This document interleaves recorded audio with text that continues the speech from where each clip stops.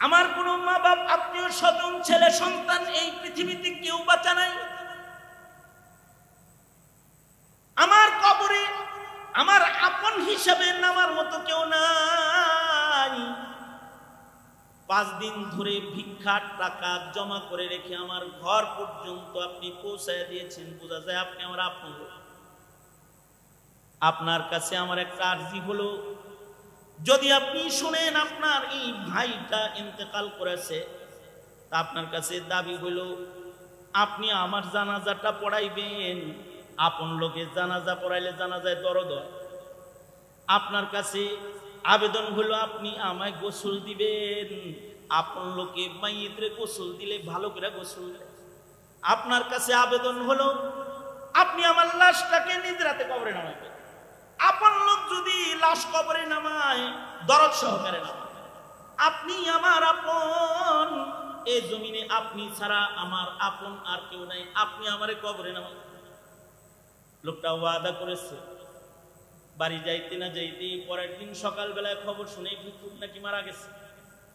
এই লোকটা ভিক্ষুকের দাফনে চলে এসেছে।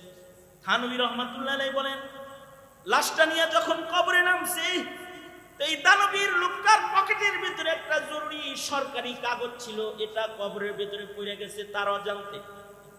কবরের উপরে বাঁশ বিছানো হয়েছে। কবর থেকে যখন উঠেছে মাটি দেওয়া শেষ, পকেটে দেখে কাগজটা নাই। সন্দেহ করলো কাগজ কোথাও পাই না, পকেটেও নাই, কোথাও নাই, মনে হয় কাগজটা কবরের ভিতরেই পড়ছে। এলাকার আলেমদেরকে বলল, এই এলাকার উলামায়ে কেরাম, আমার মনে হয় কবরের ভিতরে আমার একটা সরকারি কাগজ পড়ে গেছে। এইটাকে কি কবরের মাটি সরায়া উঠানো জায়েজ আসেনি? আলেমরা বলল, 2-1টা বাঁশ সরায়া ছোট্ট করে লাইট মেরে তাকায় দেখো কাগজটা পড়ছে কিনা। যদি পড়ে তাহলে হাত দিয়ে উঠায় নাও। কবরের মাটি খনন করেছে, বাঁশ 2টা সরাইছে, লাইট মেরে নজর করে দেখে কে যেন কাগজটাকে ঠিক লাশের উপরে, কাফনের উপরে যত্ন করে রেখে দিছে। খুশিতে হাত ঢুকায় দিছে কবর থেকে এই কাগজটা বের করার জন্য। হাতটা যখন বাইর করতেছে কাগজ সহ, কবরের বাঁশের সাথে হাতের উঙ্গুলির ছোঁয়া লেগে উঙ্গুলিটা ছিঁড়ে গেছে। কিন্তু আশ্চর্য বিষয় হলো, এই যে হাত ফাইরা গেছে বাঁশে ছোঁয়া লেগে, এই ঘায়ের যন্ত্রণা আর তার ভালো হয় না। পানির ভেতরে ঢুকায় রাখলে একটু ঠান্ডা থাকে, বের করলে আবার যন্ত্রণা শুরু হয়। মাসের পর মাস এই যন্ত্রণা আর যায় না। সবাই মিলা তাকে বলল, জমানার একজন বুজুর্গ, আহলে দিল, দিল পরিষ্কার আল্লাহওয়ালা বুজুর্গ হলেন মুহাদ্দিসে দেহলভী আব্দুল আজিজ রহমাতুল্লাহ আলাইহি। তুমি কষ্ট করে সফর করে একটু মুহাদ্দিসে দেহলভীর কাছে যাও। আমাদের মন বলে মুহাদ্দিসে দেহলভী আল্লাহওয়ালা বুজুর্গ, তিনি যদি দোয়া করেন তাহলে কোরআনের বরকতে হয়তো আল্লাহ তোমার অসুখ ভালো করে দিবে। এই লোক এবার দৈহিক চিকিৎসা কোরআন দিয়ে নেওয়ার জন্য মুহাদ্দিসে দেহলভীর কাছে চলে গেছে। ডাক্তারের চিকিৎসা অনেক নিচে হয় না, এ কারণে দেখবেন মেডিকেল ফেরত রোগীদের জন্য দোয়া করানোর জন্য মাদ্রাসায় আসে। কয় কি, খতমি কোরআন করে দোয়া করে দিবেন, অথবা বিশেষ আয়াত লা ইলাহা ইল্লা আনতা সুবহানাকা ইন্নী কুনতু মিনাজ জালিমিন, আয়াতে কারীমা, সম্মানিত এই আয়াতের খতম করে একটু আমার রোগীর জন্য একটু দোয়া করে দিন।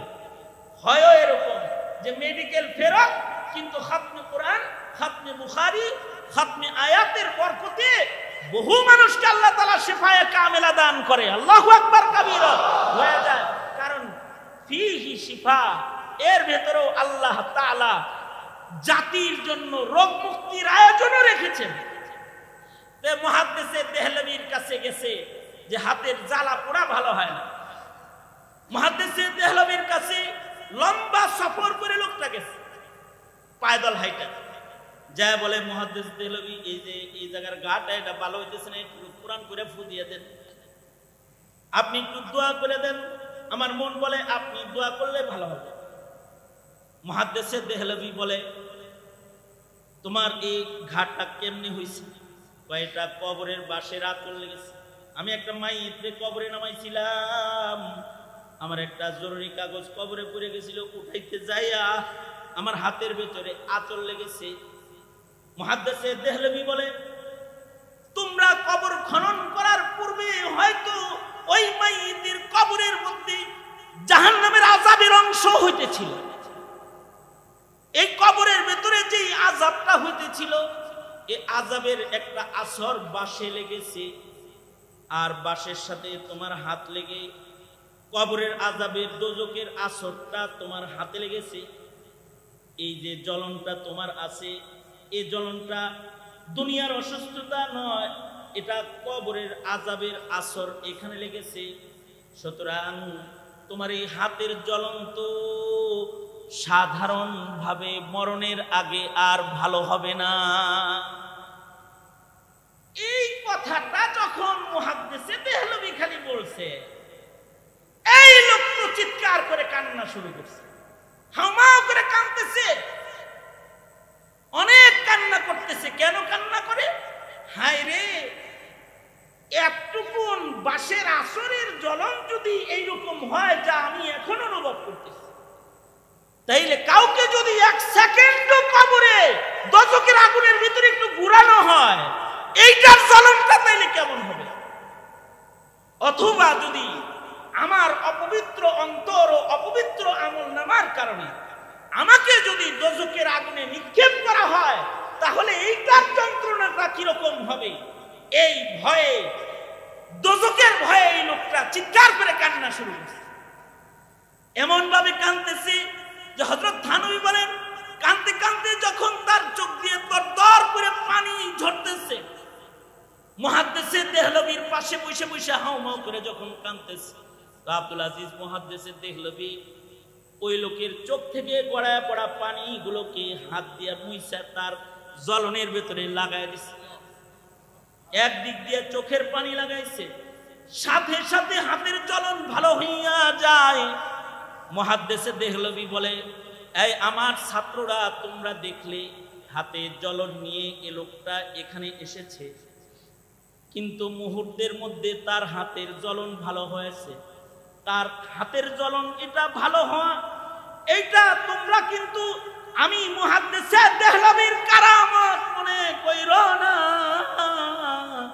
এটা আমার কারামত নয়, এটা খোদা ভীতু হৃদয়ওয়ালা কালবওয়ালা মুত্তাকি বান্দার চোখের পানি কারামত।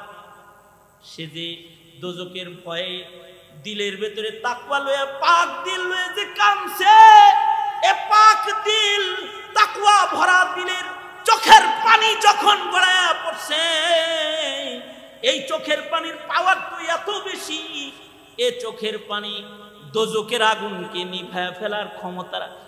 কারণ হাদিসে আছে, মুত্তাকি বান্দার চোখের পানি যদি দোজখের আগুনের মধ্যে ছিটায় দেওয়া হয় তো দোজখ নিভে যাবে।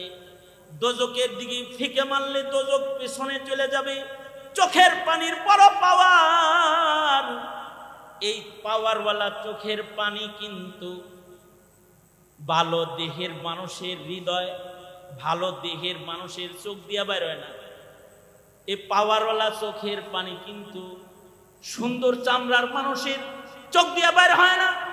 এমন পাওয়ারওয়ালা চোখের পানি কিন্তু অনেক ধনের মালিক মানুষের চোখ দিয়া বাইর হয় না।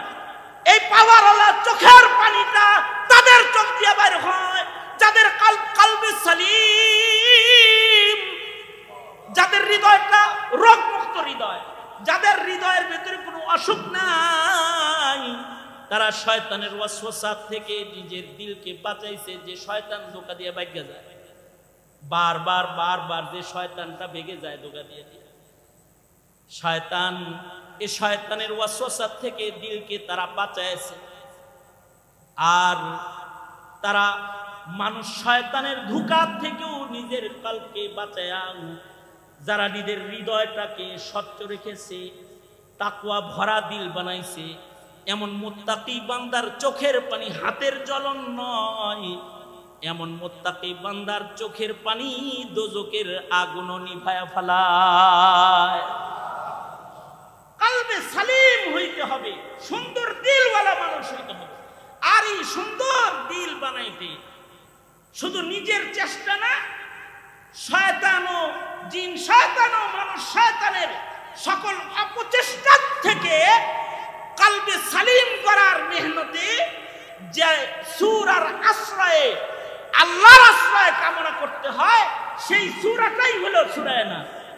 এই সূরা নাসের মাধ্যমে মানুষ শয়তান ও জিন শয়তানের আক্রমণ থেকে, রূহানি বিমারি থেকে বাঁচার জন্য মানুষ আল্লাহর আশ্রয় কামনা করে। এই কারণে এই কোরআনে কারীমের শেষ ভাগের এই সূরাগুলো, সূরা ইখলাস, সূরা ফালাক, সূরা নাস, এগুলো অধিক পঠিত সূরা, যা প্রতি নামাজের পরেই আমল করা হয়। প্রতি নামাজের পরে একবার সূরা ইখলাস, একবার সূরা ফালাক, একবার সূরা নাস, অনিষ্টতার থেকে বাঁচার জন্য। ফজরের নামাজের পরে 3 বার সূরা ইখলাস, 3 বার সূরা ফালাক, 3 বার সূরা নাস। মাগরিবের নামাজের পরে 3 বার সূরা ইখলাস, 3 বার সূরা ফালাক, 3 বার সূরা নাস। যদি কেউ পড়ে তো তার দিনটা নিরাপদ হয়ে যাবে, যদি সন্ধ্যায় পড়ে তো রাতটা নিরাপদ হয়ে যাবে। আল্লাহু আকবার কাবীরা, রাত নিরাপদ হয়ে যাবে। কারণ এর ভেতরে রাতের অনিষ্টতার থেকে বাঁচার দোয়াও আছে, দুশমনের অনিষ্টতার থেকে বাঁচার দোয়াও আছে, ধোঁকা দিয়ে বারবার ভেঙে যাওয়া শয়তানের ধোঁকার থেকে বাঁচার আয়োজনও এই সূরার ভেতরে আছে। আল্লাহর রাসূল সাল্লাল্লাহু আলাইহি ওয়াসাল্লামের উপরে একসাথে এই মুআউযাতাইন এটা নাজিল হয়ে গেল। আল্লাহর রাসূল সাল্লাল্লাহু আলাইহি ওয়াসাল্লাম একটা একটা করে গিট খুললেন আর একটা একটা করে আয়াত পড়লেন, নবীজি সুস্থ হয়ে গেলেন। আপনারা বাচ্চাদেরকে, বাচ্চারা যদি কান্নাকাটি করে তাহলে বুজুর্গরা কয় সূরা ফালাক নাস পড়ে ফু দিও। আপনারা যে আমাদের কাছে আপনাদের বাচ্চা কাচ্চা লয়ে যান যে কান দেখাটি, ওই যে কুল আউযু বিরাব্বিন নাস, শৈশবের যন্ত্রণার থেকে বাঁচার আয়োজনের জন্য এই সিফতের আলোচনা আছে।